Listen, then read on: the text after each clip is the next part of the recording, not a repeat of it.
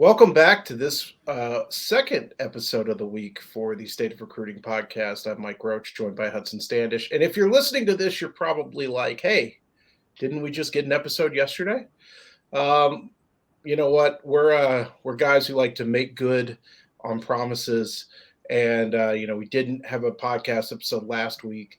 And so Hudson suggested maybe we double up and throw a mailbag together. So you're getting the same amount of content. You're just getting it packed in a little extra this week. Before we get to these questions, Hudson, how's it going? Going good. Yeah. No, it is funny, the phrasing. It's like a little marketing brain. Like, oh, no, this is a bonus episode instead of just it's exactly what our normal schedule is as far as a monthly basis, but we're just packing them together. I think the important thing to stress here is if you would like to be part of the mailbag in the future, the way we gather those questions is through the Horns 24/7 message board. So please subscribe and you can get 30% off, as you see here at the bottom of our screen. And you can be featured in the next mailbag. All right, let's jump right into it. We had a lot of great questions today. Also, potentially joining the mailbag to full-time recruiting analyst pipeline that we have going. That's true. Hudson was a mailbag contributor on version 1 of our of the Hornets 24/7 recruiting podcast. No interviews, please. So, look at what it's done for him. All right, let's jump right in here and let's get to our first question. All right, from Bevo 101, what percentage chance would you give Texas to land a top 8 class for the 2023 recruiting cycle, not including transfers? Well, I think I'll first say that I don't think you can remove transfers from the equation because they have become such a big part of what your class looks like, where staffs are now actively factoring in the transfer portal to a recruiting class, saving spots, and all those sorts of things. Regardless, I do think I hate giving percentages because I just feel like I'm always either way under or way over. I feel like they've got a really good chance of going higher than 8. And we're going to talk a little more. I think there's a couple questions about the floor and ceiling of this class with certain players, hint. But I would say, I don't know, 70% chance that they go above top 8. And I think that's – if we see them be as aggressive in the portal as they have been, I think that percentage number goes up. Yeah, that's funny. I was actually thinking like 71% after I was crunching the numbers. So, I don't know, like 80%. These are all just kind of made up numbers, but like we're going to get to later, it all factors, not all, but a large percentage of it does factor on one recruit. And if they land him, it's hard to imagine a class with him in it that doesn't end up at least top 8. And before we get on to the rest of these questions, so we solicit the questions on the message board. We kind of go through them, pull the ones we're going to answer. And what I really tried to do today is there were a lot of questions that weren't exactly the same question, but they are the same discussion points. So I feel like I tried to, if we didn't get to your question, what I did was I at least tried to get something similar so we could kind of encapsulate, maybe both questions within one. So if we didn't get to it, please be patient with us, but we're going to try to answer just about everything. All right, let's move on to our next question. From Hookem361, how many O linemen do you expect Texas to sign in this class? And could you rank the top 3 needs or picks for the offensive line? Thanks, guys. Hudson, you want to go first on this?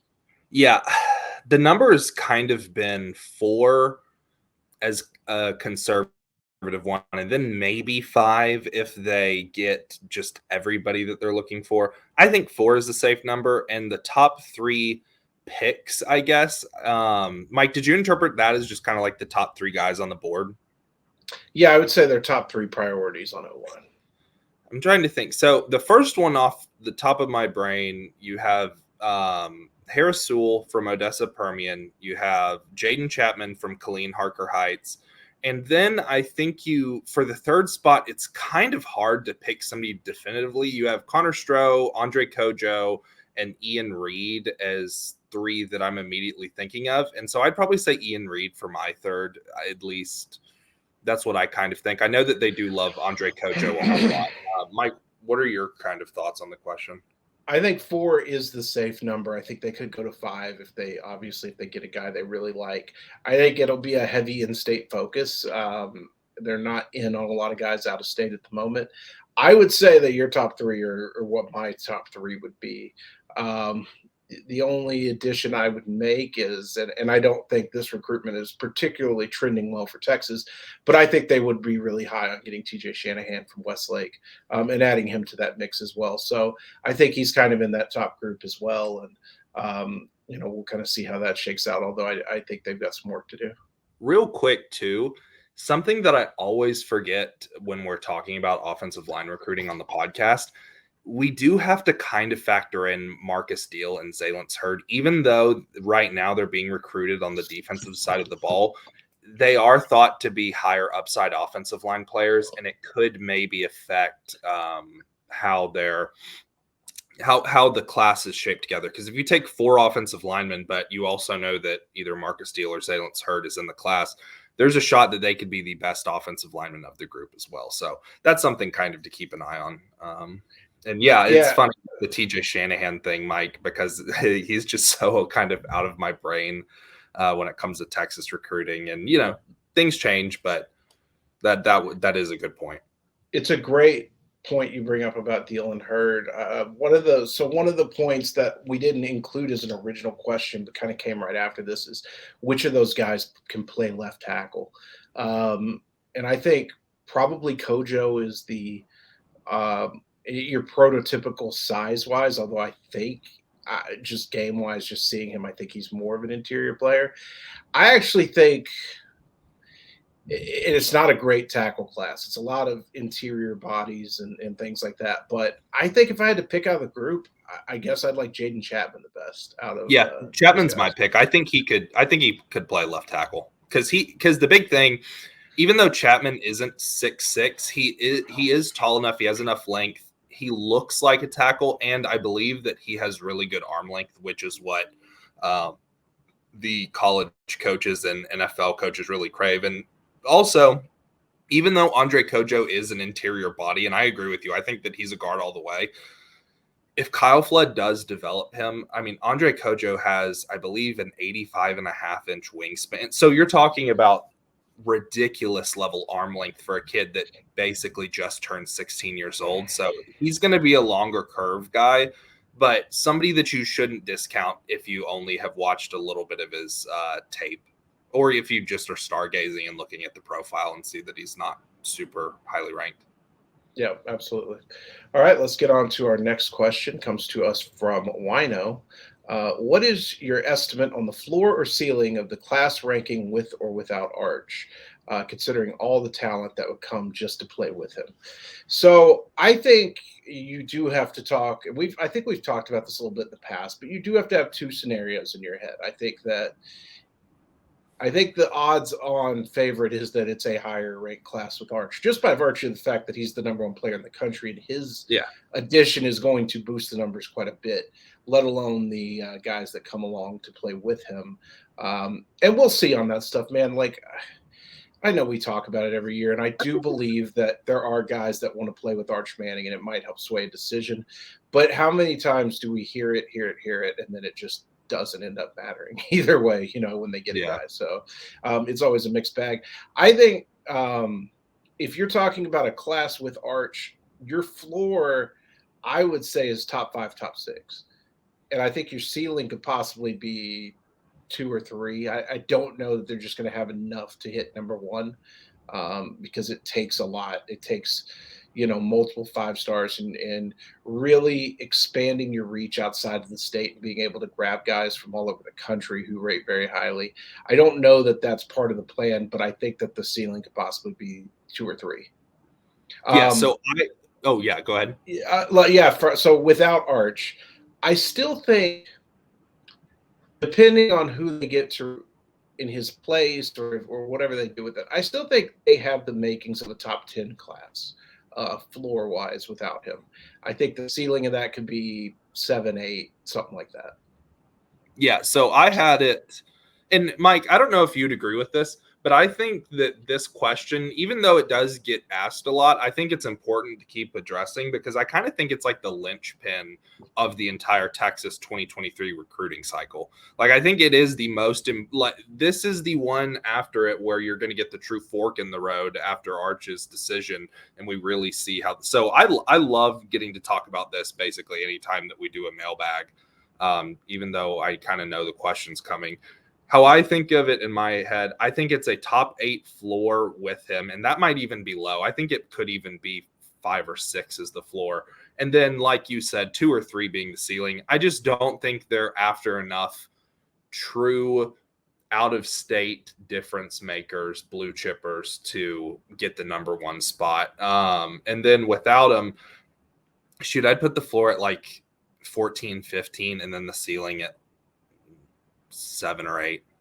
Yeah, I think that's fair. It would really just depend again on how much those guys do want to come play with him, who they got to replace him. I mean, there's a lot of variables at play there. But yeah, I think that's fair. And I think talking in context, it definitely does matter when we start talking about scenarios. A lot depends on that. All right, let's get on to our next question. Which 2023 out-of-state recruits does Texas have a very good chance with from Red Wings EK028? Hudson, go ahead. The first name that I thought of was DeAndre Moore. That's one that Texas is really starting to get. Spencer Shannon, the tight end from Mater Dei, is kind of growing on that list. Those were 2 that immediately came to my mind, and I'm trying to think of another other than obviously Arch Manning is kind of the layup. Yeah. Yeah, let's phrase this question as outside of Arch because I do think obviously he's an out-of-state recruit. Texas is a very, but it's almost it is almost like he's an in-state. It's weird. You're right. We don't think of him as such because absolutely, it's felt that way. 2 guys I'll give you, one from Louisiana, Derek Williams, the 4-star safety, and then Jordan Matthews as well, which I almost forgot until you mentioned him. I think Jordan Matthews probably, if we're going to lay odds, I was about to say chances that's number 1. And then another guy that we're starting to hear a lot of increased confidence on is the running back out of Orlando, Florida, Cedric Baxter. Oh yeah. Texas hosted in the spring. They're going to get back on an official visit. And people are starting to talk like that is becoming more and more of a possibility from sources we speak to, from other recruits. It sounds like Texas did a great job. Tashard Choice obviously had the relationship with him going back to Georgia Tech. And it seems to be paying off for Texas right now. Yeah, man, it is crazy that Tashard Choice is first off, he got Trey Wisner to commit, who is a 4-star running back to set the floor, and he's chasing the number 1 and number 2 running backs in the nation at the same time. Like that's some high level positional recruiting right there. Yeah, I mean, if you just want to talk about we talk about it a lot on this show, but the value that Brennan Marion and Tashard Choice have brought to recruiting and kind of the surge of energy that they've put into this. And when you talk to guys at the running back position and the wide receiver position, what they're saying about those 2 guys, I think is really impressive. And, I think Choice, even outside of positional recruiting running back, he's going to give Texas an into the Southeast a little bit. Yeah. Now they're going to have to obviously start chipping away, and it's tough to get kids out of Georgia, but I think that his ties there put them in kind of the race for a lot of those types of people. So, a lot of good stuff coming out of those positions. All right, let's move on to the next one.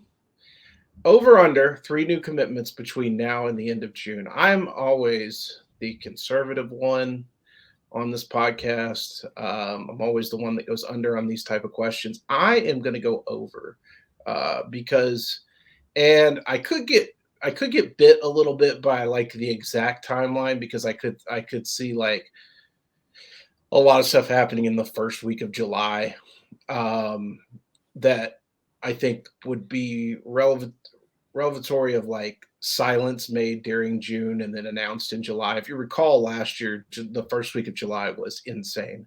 The number of July 4th commitments and all those sorts of things, which for listeners of the podcast, for readers of our site, that if I go on vacation there's going to be commits. Well, today I have just submitted time off for the dates of June 27th to July 4th. So I'm going to go over based on that. I've been thinking about this question since I read it. I'm going to go over as well. I think it could be close, but the thing that I'm a little bit worried about, like, you know how it works, Mike, where Samaje Burrell, for example, commits, and we know that he is committed a week before he officially announces. And I'm kind of thinking the same thing you are, because that June 24th through 26th official visit weekend looks like it's going to be kind of popping. And I'm worried that the edit makers are not going to have enough time to get all the commitment graphics and videos ready for the end of June. But I'll say over anyway. I'd feel a lot better about this if Ryan Niblett hadn't committed during the spring game, because I was kind of thinking that he could be a June commitment after we saw him at Ike. Listen, if those kids commit on those visits and I know about it, I'm counting that as the over. Oh, yeah, I think so. Yeah. We'll come back to that in the first or second week of July and say we got it right because we know that they committed on that visit. All right, let's move on to our next question from Valley Horn. What are the chances with Jordan Addison? Is it a real possibility or just a smokescreen for USC? Hudson, go ahead. I mentioned the smokescreen possibility on the last podcast. I don't think it's that. I think that he is giving Texas a shot. I still think it's going to be USC. I think that's probably the best answer. Texas is going to have a shot just because they have Brendan Marion. I think that Addison's going to want to hear what Marion has to say. And if Texas is, and from what we've heard, A, Texas is interested, and B, Addison is open to hearing from others. I mean, it only benefits him, especially if he's working on an NIL deal. It only benefits him to create some sort of bidding war. Absolutely. So I do think there's an honest chance there. I just think it ends up USC probably at this point. Mike, real quick before we move on as well, how do you feel? I know we talked about it a little bit, but how do you feel about do we need Jordan Addison versus the people who are kind of like, no, let's just not bring him in because that would make Ajay Hall upset? I think that the people trying to placate Ajay Hall, who probably would not even be like that mad about bringing in the Biletnikoff. Like, I just think it's silly not to attempt to bring in the best, the proven best player at their position, because somebody who, I've mentioned, I think that he's a Julio Jones type athlete, might get upset. I just think that that's kind of crazy. Like, bring in as many weapons as possible. So I wrote about this a couple of nights ago, kind of when the Addison news became official. And I think people got the idea that I was like, don't bring Addison in. There's no point. My point is I no longer feel receiver is an absolute priority. So if you can land an offensive lineman or a pass rusher, depending on the number of spots available, I would probably go there. But if you could get Jordan Addison, get Jordan Addison. Now, you and I have talked a lot offline about what that does to the offense and how do you, because we've seen it where, it feels awesome to have that many weapons, but somebody's going to go hungry. Exactly. And guess what? It's not going to be Jordan Addison or Xavier Worthy. Right. It's just not going to be them. So then you're probably on the pitch on Whittington, Isaiah Orr, Ajay Hall, those guys. So, I mean, it's all about managing that, I think. But, if you win, you win. And, I mean, that's the goal here. And I think the other thing that I think factors into that is if you're those younger guys like Naor and who have a couple years of eligibility left in Hall, I mean, Addison's here for 6 months if he's here. Yeah. So – and Quinn Ewers or Hudson Card, whoever wins the starting job, is going to come back again. It's not like you're going to get left with, some scrub filling in. Like, you're going to be taken care of at quarterback. Right. And I think that a boost in that offense and a boost in confidence for the program and all those things benefit all the others. I just don't feel it is a major need anymore. I definitely attack it. I mean, you never want to just let value walk away for nothing. But I just don't feel like they must win this transfer. For sure. I totally agree with you. Here's kind of my point for people who are on the other side. This is just how I feel about it. Take the opportunity if it's there to add the best player at wide receiver, a major positionally valuable spot on the football field, rather than a lot of the other. Don't just, I guess my point, don't just add a jag at offensive line or edge because, oh, well, we need those. Yeah, we do. But adding some kid that is no better than the sixth option does nothing.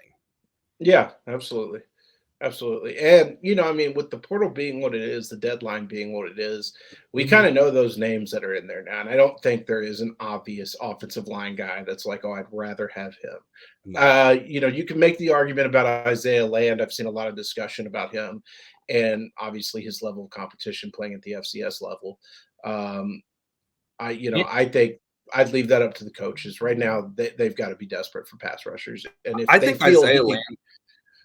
Yeah, no, go ahead. I think Isaiah Land's awesome, but also he's a 215-pound edge who basically can only play buck in the Texas system, and it remains to be seen how effective he would be. So I just, if you're making it a head to head, I'd rather have Addison over anybody just because I think that he elevates an already strong position room. And yeah, he probably does bump somebody into the cold, but I think that's better than the alternative, which is, taking a risk. And it's not an either or situation either. Like they could probably grab both if they wanted to. And I'm very pro them taking a shot on Land. I mean, there's a reason why Georgia is not kicking the tires on him as well. But I don't know. That's just kind of my thoughts on it. One thing we also didn't mention about guys on offense going without touches is what it does for the development of the tight end position and where I think Texas is getting into a good spot. So, you're already taking away touches from your top receivers. Well, you have Joel Billingsley and Jatavian Sanders, who is kind of emerging right now. Does it take away developmental touches for him? And long term, does that hurt? That's kind of the questions I have. But I think, look, man, I mean, it's kind of I don't want to say it's now or never for Texas, but it kind of is. I mean, they've got to make a drastic improvement Agreed. on the field, and so if you think adding Jordan Addison along with the guys you've already brought in can do that, then do it and work the tight end stuff out later, work the other guys out later. I think winning right now is the most important thing for this program. Agreed. And I think that we also are on the same page. We wish it wasn't that way. We wish that Sark had as much time to get his but there are realities to this. Yeah, I mean, another 5-7, 6-6, hell, 7-5 season. And I think people are again talking about Texas looking for a new head coach. We're back in that spin cycle Yep. that basically I've been in, and since I've started in this business and covered 3 head coaches now, and you're kind of in getting into as well. So yeah, I mean, I think it's just important that they do what it takes to win this year. So that would be my answer on it. All right. Before we go on to our next question, if you're listening on the podcast, we're going to take a break so you guys can hear from our sponsors. If you're watching on YouTube, we're going to roll on to our next question now.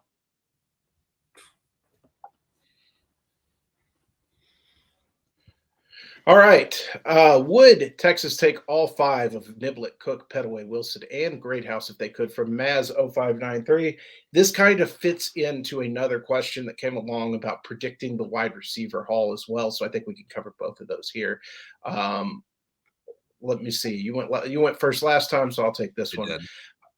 Yeah, absolutely. I think they would take all 5 of those guys. I think that, yeah, I do. I do think they would take all 5 of those guys. I was going to say maybe a guy like Wilson gets squeezed out in that scenario, but I do think that Brendan Marion likes him a lot. Just when you look at him size wise and like his movement ability for that size and frame potential, I think he's a guy you take a chance on. Whereas Greathouse proved him on probably a little closer to done, and then just the speed and ability of the other guys. You have to take. I think you can also plug a lot of names in there. You could plug DeAndre Moore somewhere in there and take a guy out, or you could plug if Jalen Brown wants in, you could plug him in. But I think for sure they've got Niblet. They're going to wait on Cook. They love Great House. They love Wilson and they love Petaway and they love Moore and they love. It's just a really good problem for them to have this year. And maybe last year, if this was a scenario, we'd be looking at, well, would they take all five of those guys? And the question would be, could they get three of those guys? Things are looking a little bit up under Brennan Marion there.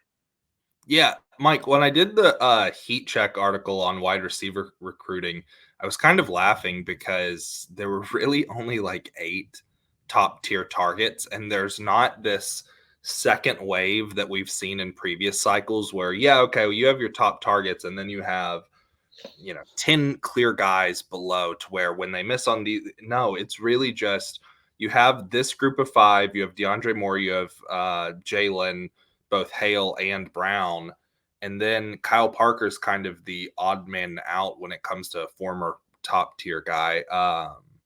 So I think that it would be really interesting to see what they would do if DeAndre Moore wanted in and Great House decided, okay, well, Texas is where I'm going to go, and they beat Notre Dame there, or if Petaway got locked up, or what they would exactly do, because we know that they're going to, at the end of the day, wait on Jonte Cook, but it's also hard for me to imagine the Texas staff telling any of these top tier guys no, because all of them are elite wide receivers. It's not like any of these guys are people that we think, oh yeah, that's a good player, but this is a floor setter. No, most of these guys are top 100 talents.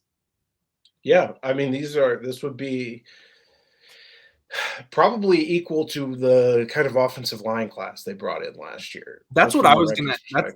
That's exactly what I was thinking. And I was going to ask you, if they did end up with 5 before the season goes well, and Jonte decides he wants in, I think they could maybe even take 6, even though from everything, when you crunch the numbers, it kind of sounds crazy, borderline impossible. But with the staff, you just know that they're not going to turn down taking elite talent.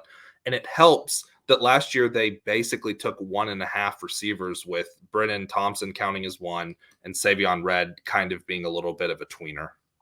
Here's another thing. The D1 Council will vote in June to remove the cap on 25-man classes. Numbers become a lot less important. And let's kind of talk about what that means. Right now, your cap is you can take 25 enrollees. Now you can count early enrollees back to the previous class. You can replace the number of initial counters that go into the portal after a certain date up to 32, I believe. But if you remove that, what it essentially does is turn this roster into almost like a pro roster where hey, man, if we want to take 7 receivers and that means we got to push 3 or 4 who are already on campus out, that's what it becomes. And so those numbers are going to become – it's already been – I would actually kind of be in favor for that, just because I wouldn't have to keep track of numbers if that was the case. It would just be like, we're just going to take all these guys and figure it out. And I should say, not going to get too deep into it, but aside, Niblet's already in the class. We're hearing a lot of good things about a couple of other guys at the receiver position who could be close to doing something. So, just kind of keep that in the back of your mind. I think that when we talk about them taking 5 and these kind of names, it's a definite possibility. All right, let's move on to our next question. From Dan Shea, how many commitments should be expected through the end of July for Texas targets to Texas or elsewhere? So how many names off the board? Hudson, go ahead. I was looking at this question. It actually is a good question, specifically the to Texas or elsewhere part. Mike, what were you? I was thinking like 20 to 25 total off of the board, whether to Texas or elsewhere. The end of July, I think that a lot of kids will decide in August, which is why that number isn't higher. But official visit season, you kind of get the dominoes to start rolling. Yeah. And in July, when the dead period hits, kids start getting bored, and they want to make those preseason commitments. And drama.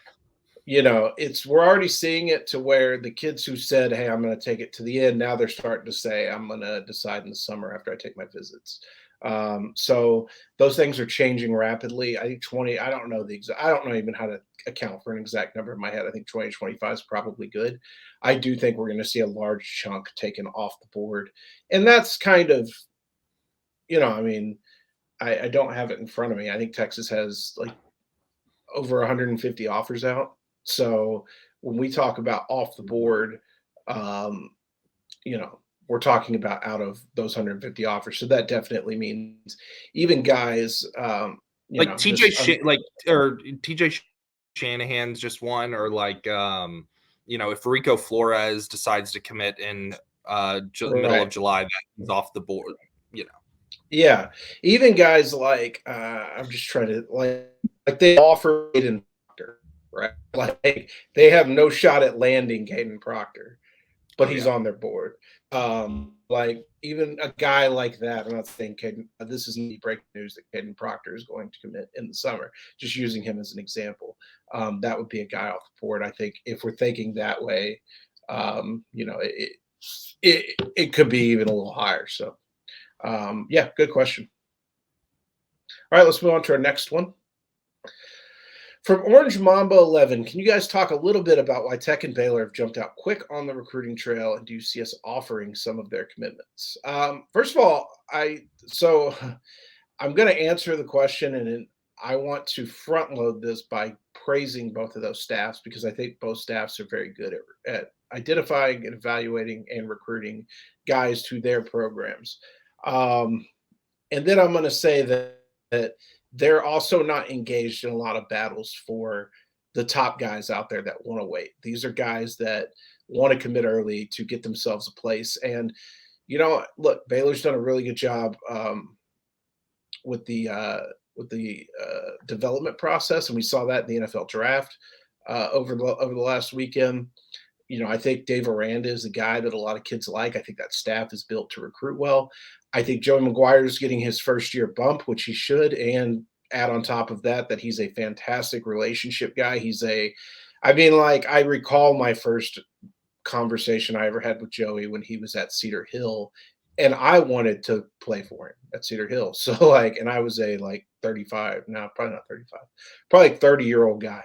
So I didn't expect Joey McGuire to do anything but succeed. But at the same token, their class points are weighted heavily because they have a lot more numbers than a lot of other people. I think that they wanted to get out to fast starts and get kind of those kids that they feel are fits for their program, and then they can kind of stay in the fights for the bigger names and try to play those out over a long time. So it's just a difference in recruiting philosophy. I think if they were really out there trying to land the same type of kids Texas was or Oklahoma was or A&M was, they wouldn't have the numbers because they just wouldn't be able to. Nobody else has those kind of numbers either. They're recruiting those kids. Yeah, and also I don't know how you feel about this, Mike. Baylor always kind of recruits at this level. Like their staff is doing a good job. I like David Aranda a lot, but I think Tech is almost on a different level from them right now. Like Tech has a lot of commits, and that's one reason why they're as high as they are. But I like a lot of the takes from Tech's class, especially towards the top, and specifically with the DCS offering some of their commitments. I mean, Texas just this week offered Calvin Simpson Hunt from Waxahachie, who we'll get to later. But here are a couple of guys that I could see Texas maybe offering down the line. First off, I have been a big Isaiah Crawford fan since his sophomore season at Post when the Antelopes went on their state title runner-up run. I think he's awesome. The problem there is that Texas would probably want to see him camp over the summer, and he seems pretty locked in with Tech. So without getting those measurements and seeing him in person, I think that could be a little bit tough.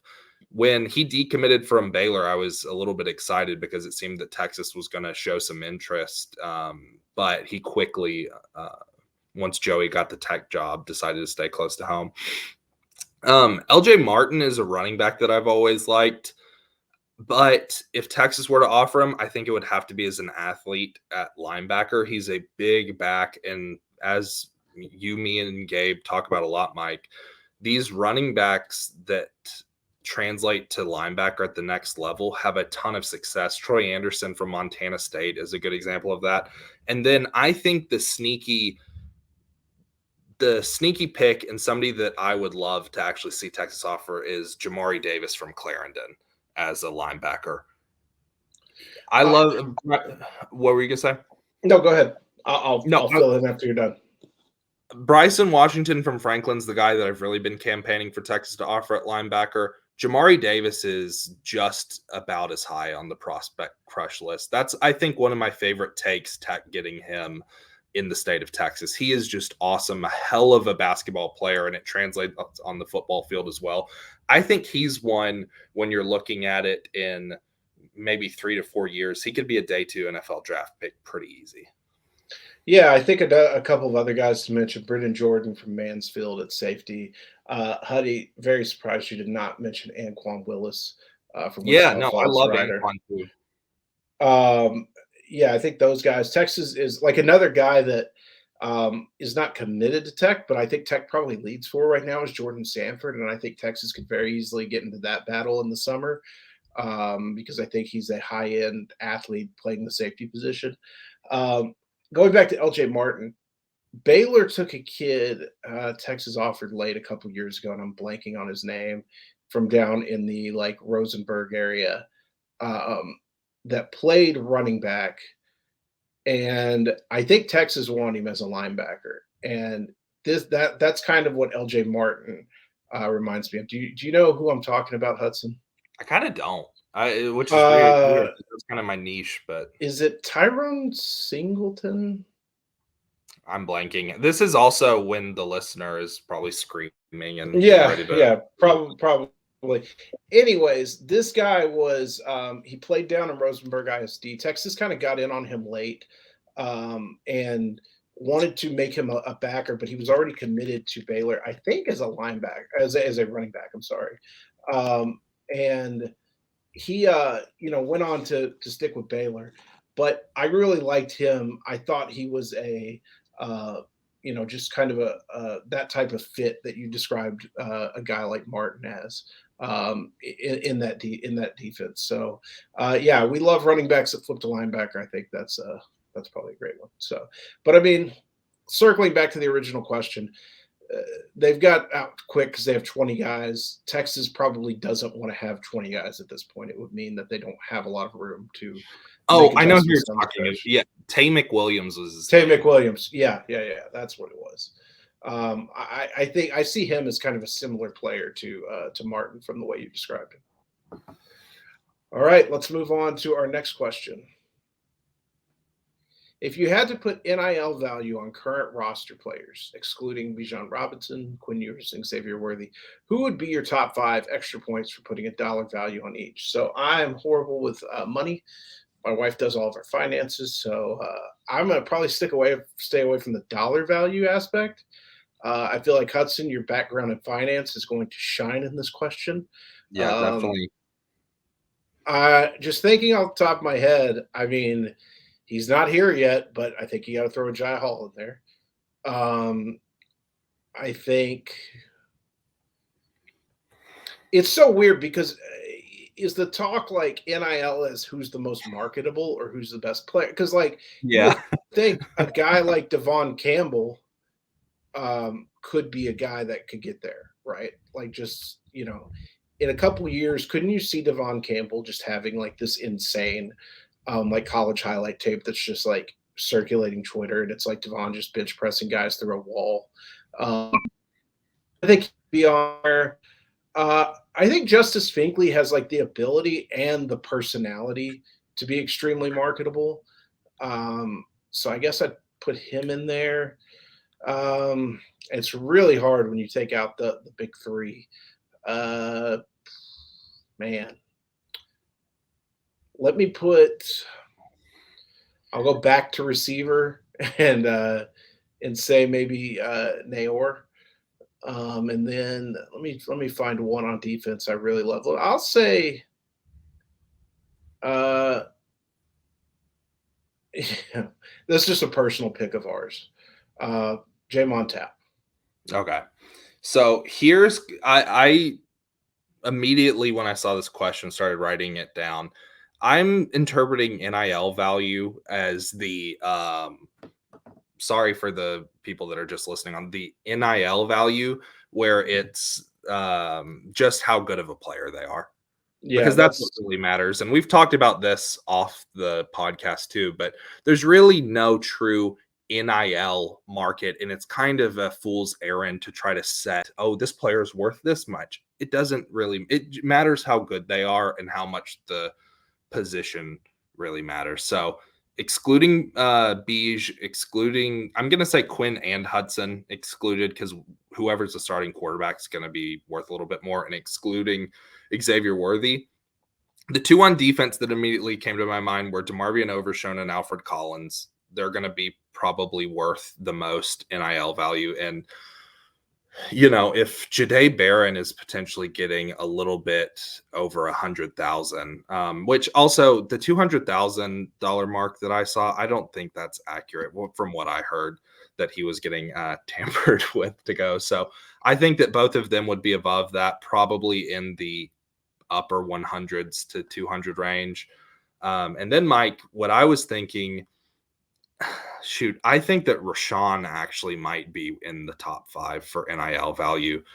Then I think you'd take the next best wide receiver, whether that's Isaiah Nayor or Jordan Whittington.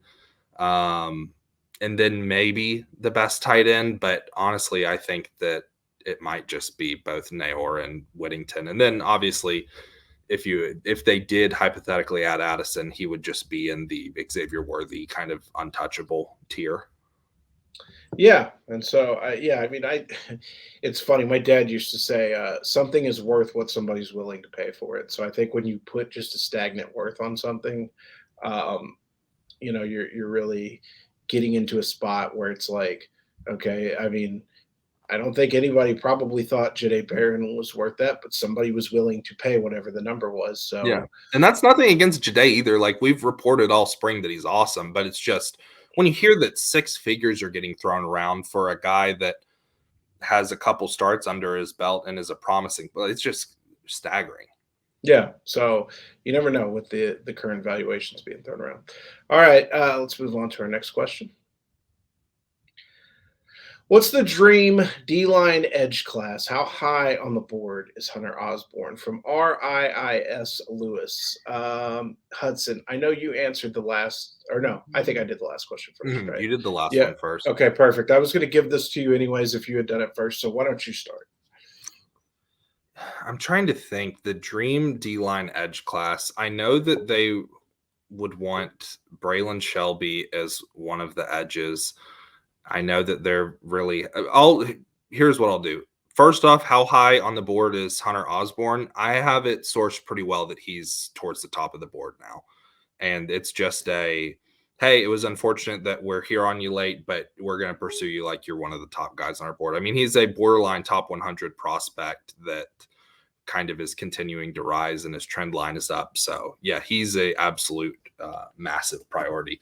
And then Mike, help collab with me on some other defensive line edge targets. Obviously Marcus Deal and Zalen Turd factor in, Sadir Mitchell factors in, Desmond Ameazulu. Yeah, Desmond Moselo is a major priority at edge. Vosick is another one.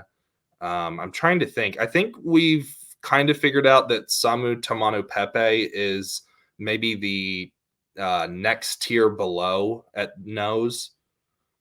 I think Avian Carter kind of falls into that maybe next tier type of lineman. I think, like we've talked about it a lot, Dylan Spencer changed the math on this class on the D line because he wasn't a guy anybody was factoring in. And so, where maybe you were like, okay, we like Avian Carter, we like Ashton Porter, it's one spot taken away. And if guys are redundant to those players, they start to become, into tiers. So, yeah, I think, I don't know if you finished your answer, and certainly don't want to cut you off, but I think like a dream class right now with what we know would look something like Braylon Shelby, Hunter Osborne, who I think you and I have talked about. Whereas a guy like Samu Tamonapepe or Sadir Mitchell probably are just straight noses at this point. Hunter Osborne's got some versatility to bump over and play like a three technique or something like that. Uh, real quick, another one, and this is kind of sad. This will make some Texas fans a little bit upset, but another one that's just so off of our radar for ending up in the class. Like, yeah, David Hicks would be a dream. Oh Um, yeah, yeah. I think that one's but dead. neither Um, neither of us yeah, just think that it's going to happen. So kind of yeah. sad. Sorry, Texas fans, but I don't you know, think I've officially written it. I think I said to you when we were in Houston, next yeah. week I'm going to write I that this is officially dead. But I think everybody gets the point. For sure, and I've written it a couple times too, so obviously sucks to hear, but Yeah. yeah, No, I think it would look something like Shelby Umeazulu. I think they wanted Billy Walton in that class. They missed out on him. Like I said, Osborne has some versatility. You've got Spencer, and then you add like a Sadir Mitchell or a Samu, and then maybe one more guy. Maybe it's a plug and play guy that could play a couple different things. Maybe it's Ashton Porter. Maybe that's Avion Carter. Maybe it's maybe you can you got to talk about again if you talked about him on the offensive line, got to talk about Zalance Hurd and Marcus Steele on the defensive line as well. Considering, I think it is the preference of both of those guys to play defensive linemen. Although we personally feel they would be better maybe on the offensive line. someone that's interesting, and he also now kind of fits in the Marcus Steele, Zalance Hurd category, is Terrence Green. He's another one that Texas did end up offering pretty recently. That while Zalance Hurd apparently is kind of warming to the fact of offensive line, and Deal says that he has a preference for defensive line, but at the end of the day, if he moves to offensive line and that's where the coaches think that it's best, that he'll explore it. Terrence Green would be an amazing tackle, but really wants to play defensive line, and he is in the mix as well now. And I don't know exactly where he stands out, kind of sticks, but that he's another one to monitor. All right, let's move on to our next question. In a scenario from Green 89, in a scenario where Arch does not commit a quarterback, who would you like to see in this class? So it's kind of a nightmare scenario because if you've sunk this Yeah. much time in it, you're going to be really behind. If I could have one guy that I really just take him, it's that guy. I think for both of us, it's Jaden Rashada. And, I think that Rashada is going to carry his out enough and hasn't narrowed things down a ton to where you could maybe get in, kind of like they did with Devin Brown late last year. I think there's maybe a guys who are committed to other schools you could try to, make a move on. We've talked about that in the past. There isn't an easy, like, this is a tier two in-state guy that I think they'd be okay with if they just could move to maybe that guy's Austin Novosad, who's committed to Baylor right now. But I think it's kind of Arch. If you don't get Arch, try your hand with Rashada, and then you may just have to move on or take a program guy. Yeah, I'm 100% with you. I know And you're a it's big Ricky Collins guy. Would you? How would you feel about that opportunity? for those who don't know about Ricky Collins, he is a Baton Rouge Woodlawn QB that's committed to Purdue that I've been pretty high on. And he, I think, pretty recently got a bump from 247 to 4 stars. And is kind of thought of as well that if LSU strikes out with their top targets, he could be the LSU quarterback take as well. So I wouldn't hate that. That'd probably be the lowest QB I'd take before punting and deciding to just attack it next year with Rayola and Sayan and all of those 24 QBs, maybe even like a Deuce Adams type. But Mike, and it sucks too, because normally I am the guy that is very pro. No, you can find a quarterback in Texas. Last year, I was all about Texas. Just, hey, just take Richie Torres from San Antonio Southside. Just take this kid, take so-and-so. And this year it's just, unless Jacoby Robinson from Henderson lights it up and grows a couple inches and, everything. I just can't really see it. It's just one of those rare down years at quarterback, in Yeah, the state of absolutely. Texas. All right, let's go to our next question. What do you think is a reasonable NIL salary cap from Papa Horn? I don't think you should put a salary cap on it at all because the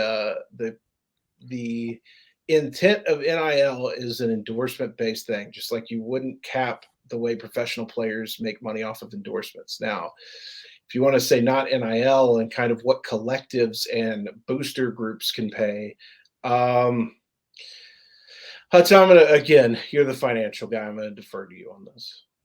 Yeah, so that's what I was thinking.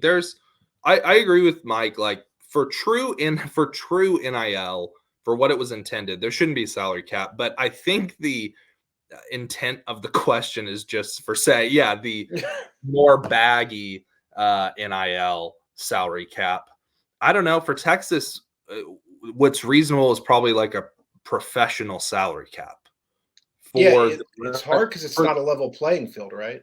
exactly. So I mean, if the Texases and Alabamas, Georgias of the world, and I guess now USC and Oregon, if A&M. they had if they had their way, they would just go MLB, old school MLB or old school European soccer with it, and be like, well, we're going to spend what we can, and I Yeah. guess what y'all poors decide to spend is kind of up to y'all.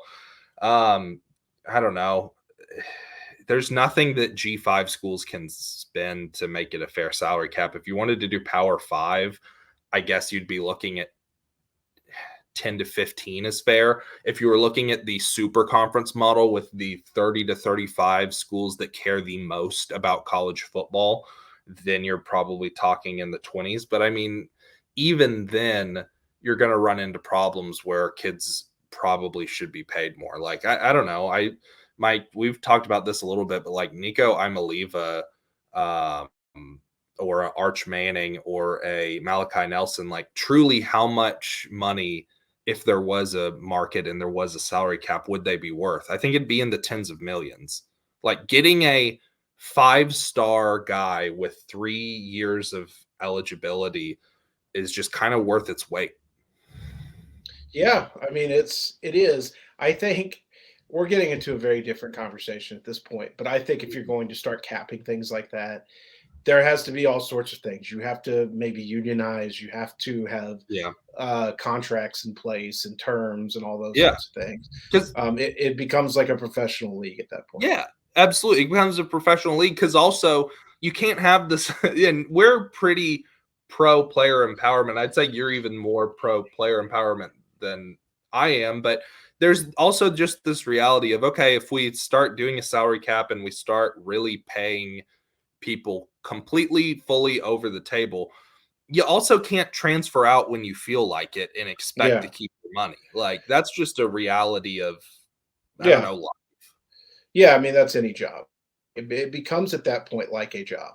And I think Yeah, that like I said, we're getting into a different discussion. It's different than what exactly. NIL was intended to be. Although I think we say that a lot. I think that there were a lot of people in college football like, yes, NIL, this is exactly what we intended to Yeah, be. no, this is what Uh, yeah, exactly. Like the life wallet guy at Miami's like, what do you mean not expected? I was prepared for this.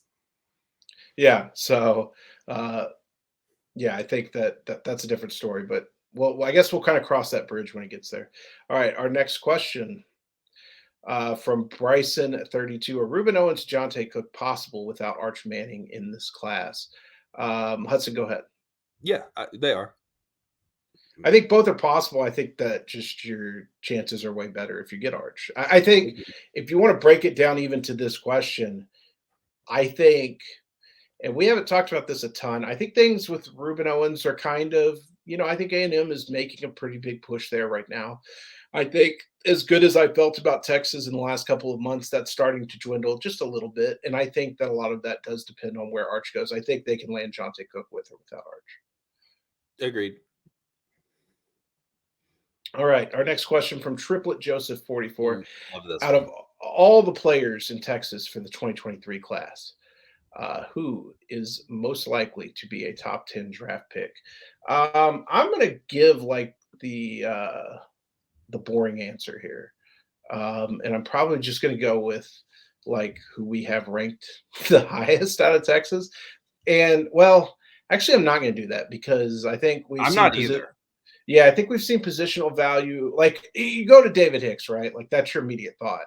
But I feel like we have seen the positional value of some of those interior D linemen go down in recent years. Like it used to be kind of all the Mhm. rage.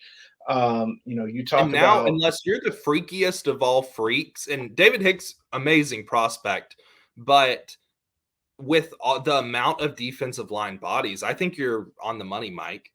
yeah, traits are going to be big there. And I think David has a lot of traits, but I do think that he is not quite as tall as traditional guys at his position. And, I think he might get dinged on some of that. So I'm going to go to the I don't want easiest. you to pick mine. I don't want you to The pick mine, and I'm worried that you're going to.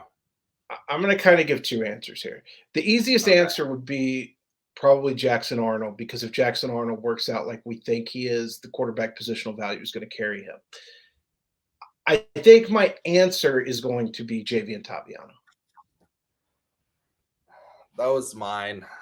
So I think Javian Toviano is a legit top 10 pick. And I mean, I don't even know that his development even needs to be that crazy at the college level. I have another one for you, and this is a very Hudson pick. I know where you're going, but go ahead. Okay, guess it. I was going to guess Bravion Rogers. It is top 10 pick Bravion Rogers. With the way that he tests how cornerbacks are positionally valued, I absolutely think that could happen. Obviously, stinks that we're basically picking, Jackson Arnold, OU, Bravion Rogers, A&M, but that's kind of the way that it goes But sometimes. here's another one to join that party. How about Javon Thomas? Yeah, like absolutely. Um, okay, I'm trying to think. You know who I could see maybe ending up as a top 10 pick that's a little bit further down the board?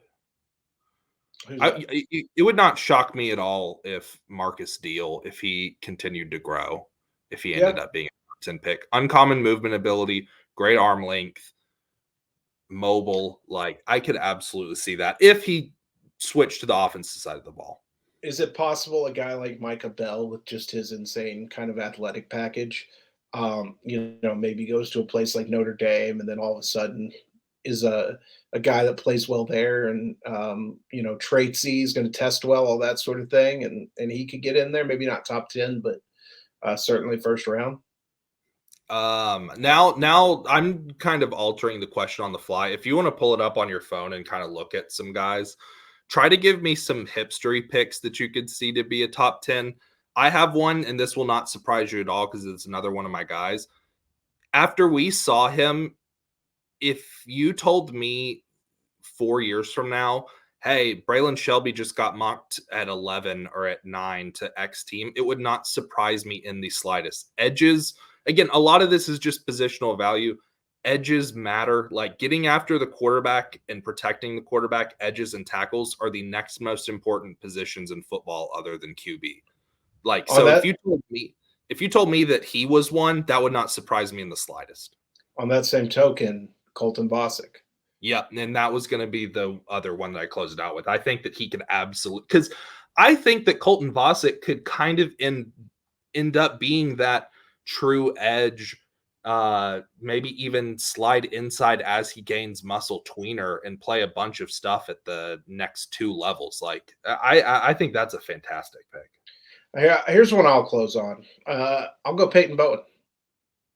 I Yeah, just that's a great one. I love the total package Peyton Bowen has. Yeah, Those are my safety guesses. positional values down, but like with the Kyle, like if Peyton Bowen ended up being a Kyle Hamilton that tested a little bit better, that wouldn't really surprise me a ton. I know that that's high praise, but that's also kind of, I mean, both of us kind of view Peyton almost as a top 5-ish in the state guy too. Yeah, really love it. All right, let's move on to our next question here.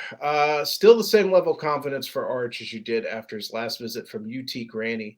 Yeah, I think so. And as we've seen, teams are kind of starting to make other moves at quarterback and kind of take themselves out of the race. I think Ole Miss did that by getting a commitment earlier this month. I think Alabama is close on Eli Holstein, if you listen to the reports. So it does look like it may be coming down to like a Texas Georgia battle, kind of like we all envisioned. And I still really like where Texas sits in this, and we'll have some more on that next week probably.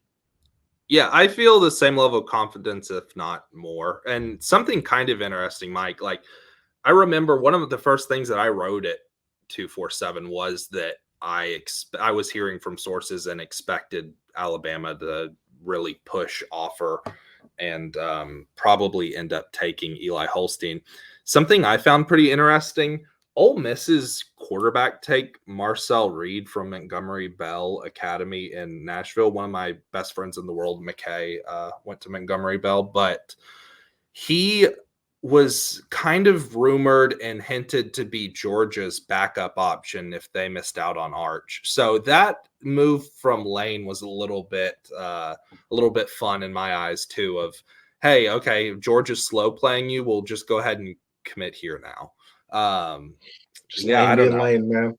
exactly, but I don't know. I feel as good, if not better. It's just making sure that after his next Georgia visit, you're not hearing about sudden wind Yeah. changes and all that. I mean, I think everybody wants what we say right now in this moment to be set in stone, and it's a moving target all the time. If any visits, anything can change. We've seen that a lot. So, but yes, as of Yeah, I right mean, now, a Sean Mathis is a great lesson of that, of not saying things are locks 3 months away. yeah, And as absolutely. we've also mentioned before, the number one story we do not want to write is the, hey guys, so about us calling Arch a lock. Well, we just heard from his Georgia official and blah, blah. Like, no, it's Yeah. just slow and steady it. Yep. All right. Next question comes to us from Fozzie Wazzie. Out of the 4 metro areas in Texas, why does it seem like San Antonio is lacking so far behind Houston, DFW, and Austin? I feel like there are a good amount of gyms in the Alamo City. There absolutely are. Yeah. I'm sorry, Hudson, is this your question? I can't I, remember. I think we've gone out of order here, but I don't know. I mean, it doesn't uh, really matter. But the truth is, yeah, there are a ton of gyms, and I think that it's partially coverage, and I think that it's partially, it's just the 4th in population, so it kind of doesn't get the credit maybe that it deserves. But I mean, I don't know. We talk about San Antonio, and this isn't directed at us or anything, but we talk about San Antonio kids a ton. So from your Tyler Turners to your Freddie Duboses to even the Anthony Evans, who doesn't have a Texas offer. I mean, there are a ton. I mentioned recently in an NFL draft article that Jamie Johnson from San Antonio, Sam Houston, is one of the true gems in that. When I wrote about him, I think he had less than like 75 Twitter followers and didn't have any offers. And then all of a sudden he starts to get a little bit more exposure. He finally posts his junior huddle, and people see that there's this 6'6", 290-pound multi-sport hyper athletic tackle. And then Sam Houston State offers, and he starts getting follows from all these other coaches. So there are a ton of gyms, but luckily there are a lot of good trainers and other people in high school coaches in and around the San Antonio area that do kind of make up for that and help get their kids some exposure. yeah, the coverage has been tougher in San Antonio than the other major areas for us. I don't want to complain about it too much on here because people don't care, but it's a little tougher for us with them when we reach out. All right, our next question. Who's the best recruiter on staff and what are the reasons? From P. Vaney 86. Um, if we're going off base last year, you got to go with Kyle Flood. I think he answered that question. And the kids really resonate with Flood. They, for an older guy, kind of a hard nosed guy, they really like him. And I think that he was really good in that field. Now, I think that if you're factoring in and you can't quite yet because you got to see what their final products are in year 1, but I think that both Joyce and Marion have the ability to be that guy on staff, when we get to the end of the cycle. Yeah, I think it depends on maybe if you're trying to think who is the best recruiter right now, who has the best resume. Resume guys I immediately think of Banks and Bo Davis. Mhm. Flood as well, but I mean, And Bo's up there. it should be mentioned that even if he's not necessarily the primary or secondary on a guy, every important recruitment they have outside of basically the quarterbacks, Jeff Banks shows up to at some point. He's Yeah, there. And that speaks volumes about what the staff thinks about him as a recruiter. absolutely. And also, it was one of those things last year where later in the cycle, you started to hear like, oh, from sources, oh, don't worry, like Jeff is also working on this recruitment, and it would give Texas fans a little bit of comfort. Who's the best recruiter right now, though? I mean, it's hard for me. The recency bias is tough on this because you don't want to give it to a guy too early and end up with people clipping this 6 months later being like, hey, great pick, moron. But the way that Brennan Marion's recruiting, it's hard for me to, because we Yeah. do hear a lot of the behind the scenes stuff, and I'm still kind of blown away that with what he did with Ryan Niblett and what we're hearing about all the other recruits on the board. Like, there are legit 7 elite wide receivers that if they pick Texas, I would be like, yeah, that tracks, which Yeah. is such a Not change from last year's recruiting. We should clarify we're not saying they lead for 7 elite receivers, Oh but yeah, but they are if definitely possible situations. exactly. All right, let's move on to our next question. Also from PVNE86, what are your favorite in-state and out-of-state high schools to cover, whether Texas has a target or not? Hudson, you want to start? Yeah, let's see. My favorite in-state and out-of-state high schools to cover. Out of state, Milton in the Alpharetta, Georgia area produces a ton of guys, and that's a staff that I've always gotten along with and really like. So that's one. I'd love to get more in Louisiana and out in California, but kind of young on the job. As far as in-state goes, I'm trying to think. I really liked Friendswood. Their coaching staff was awesome. I love Aldine Eisenhower. Um, those are a couple off the top of my head. I'm trying to think of one in the Dallas area that is always really good to us. I mean, South Oak Cliff's kind of an easy answer for both of us. Yeah, I mean, Mesquite Horn, anywhere Courtney Allen is, we're going to be good. You know, South Oak Cliff for me is probably like I would say my home school kind of like it's just I can show up at any time. I can, kind of just walk in. I think DeSoto falls into that category as well. East Texas, man, I make a trip to Texarkana every spring, regardless of if they have Texas commits Yeah. or not, because of the relationships I have at those high schools, especially Pleasant Grove and Texas High, and have just started to have with Liberty ILO. So I love going to Texarkana. I mean, it's like a second, it's like a home away from home kind of deal when I'm there. In the Houston area, ooh, I'm trying to think if I have like an obvious. I love this Houston school. Um, I mean, it's probably recency bias. I did really enjoy our trip to Eisenhower. Yeah. Um, I thought that I think Decaney, the guys at Decaney are really awesome. Mhm. And then out of state, it's hard unless I go to a school a lot out of state to say like I went to Sarah a couple times last year and I really liked it, but like I didn't deal with their coaches any because it's just not like Texas. So I just kind of showed up and talked to Malik and um, uh, I really like Isidore Newman the 2 times I've been there. Nelson Stewart's been awesome, and I didn't really anticipate that with just kind of how high profile the arch recruitment has been that they would be so wide open with everything. Here's one that's kind of off the map for you. I went there last year to see Shaz Preston, but St. James in Louisiana has maybe my favorite out of state, like just character. His name is Robert Valdez, and he is Cajun to the bone. He told me that I need to try one of them praline beignets when I was there, and he said the word I would say praline like praline, and I'm sure he's correct, and I am not. But he is awesome. I mean, just both times I went out there to see Shaz Preston, just like, let me sit in, come on in, sit wherever you want. Like, what do you need a room to go interview him in? Like, let me get on the phone. I'll get him over here right now. Like, just an incredible place. So, shout out to Robert Valdez and St. James.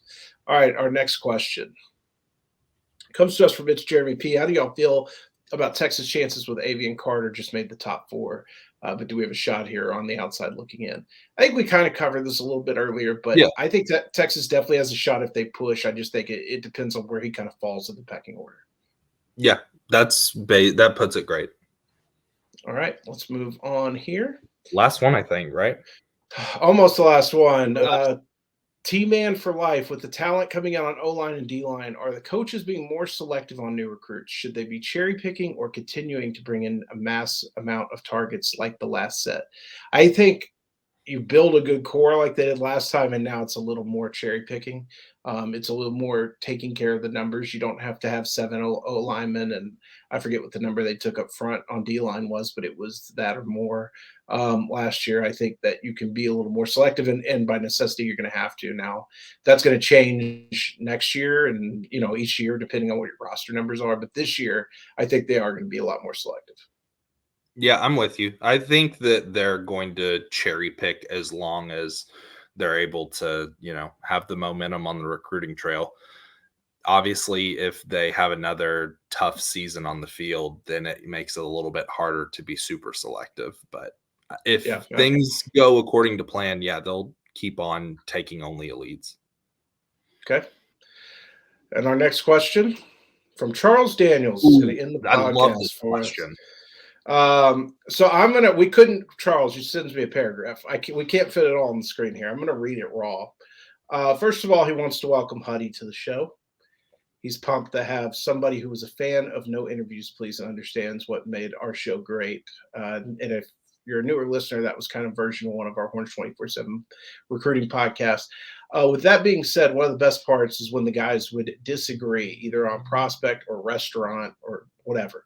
Huddy, what prospect ranking do you and Mike disagree on the most? And Mike, please give your take on the 7-on-7 incident that went viral. I know we ask this all the time, but how do we clean up 7-on-7?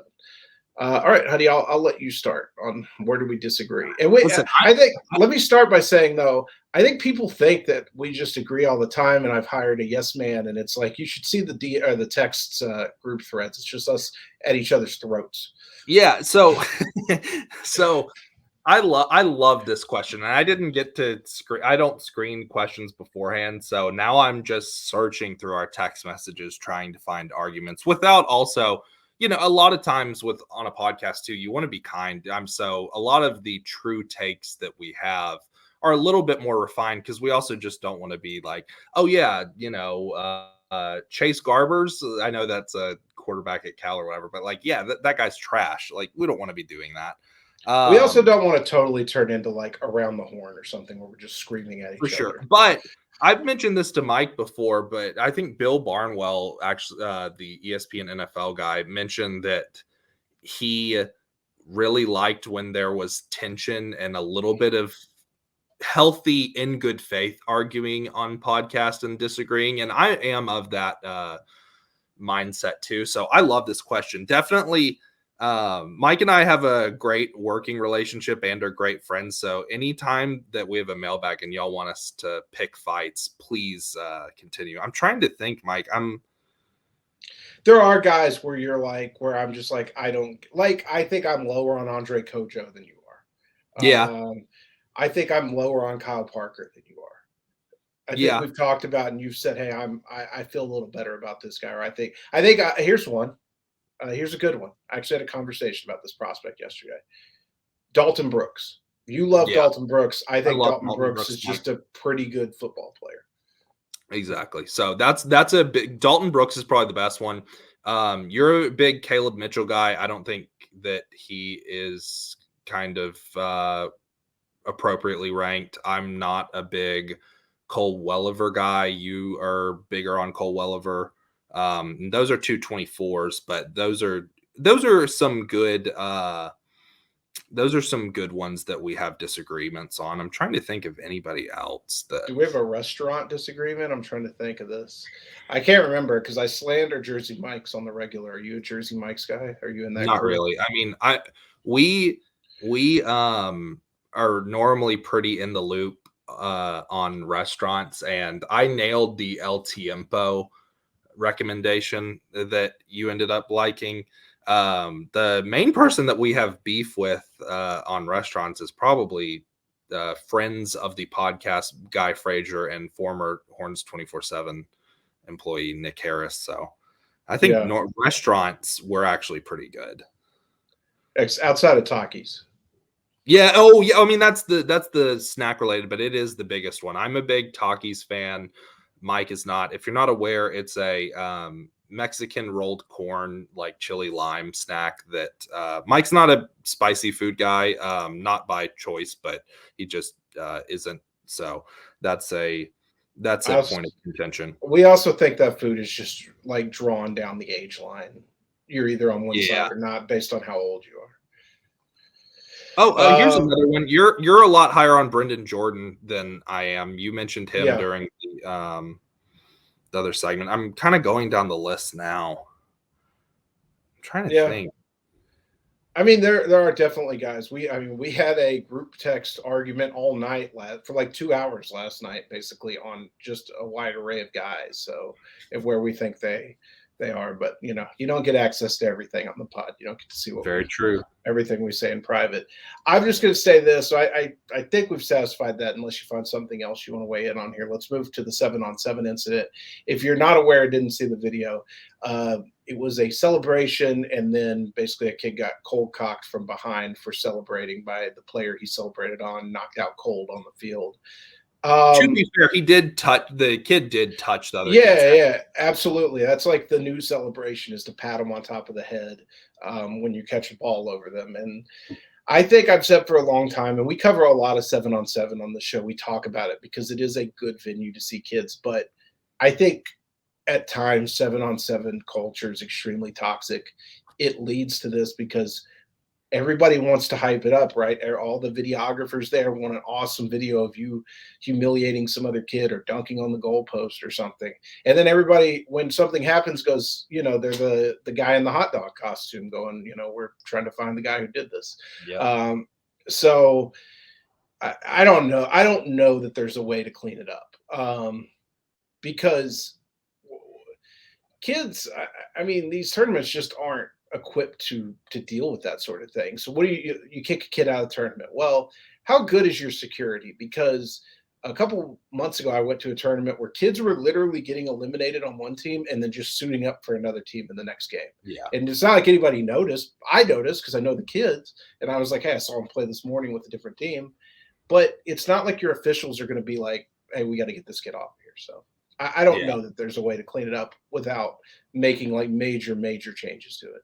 Yeah, what would have to happen is I think that some organization would have to take a massive amount of market share and then really just clean stuff up. But then you're talking about staffing on a level that I don't think that a lot of these tournaments really can. And I think that's the biggest problem, is you just don't have enough staffers, and you don't have enough staffers that kind of care to be put in awkward situations. Like, we were at a 7-on-7 tournament where 5-star wide receiver Zachariah Branch was basically kind of getting tormented by a team, and there were half of the field was covered with just kids trying to get closer to put videos on Snapchat or Instagram Live or whatever. So I don't know. I mean, I don't see a way that it. Yeah. And if something pops up that's like ultra codified and like all that, the people are just going to be like, we don't want to play in that. And somebody else is going to pop up over here and says, we're going to let you do whatever you want and pay a little more money and come do that. So I don't know. I think it's broken, and I'm not sure there's a way to fix it. Yeah. All right. Well, also, real quick too, AAU basketball has kind of been asking the same question for like 30 years. So yeah. I mean, 7-on-7 is just following the trend of AAU, and it's just behind, All right. Well, the low battery indicator on my computer just came on, which means the show is over. And we've gone an hour 20 here, so you guys have gotten a lot of bonus content. Thank you guys for submitting your questions, for listening each week. Thank you to Taylor Estes for producing the show, getting the questions put up on the screen here for us and making everything look good. For Hudson Standish, I'm Mike Roach, and we'll see you guys next week.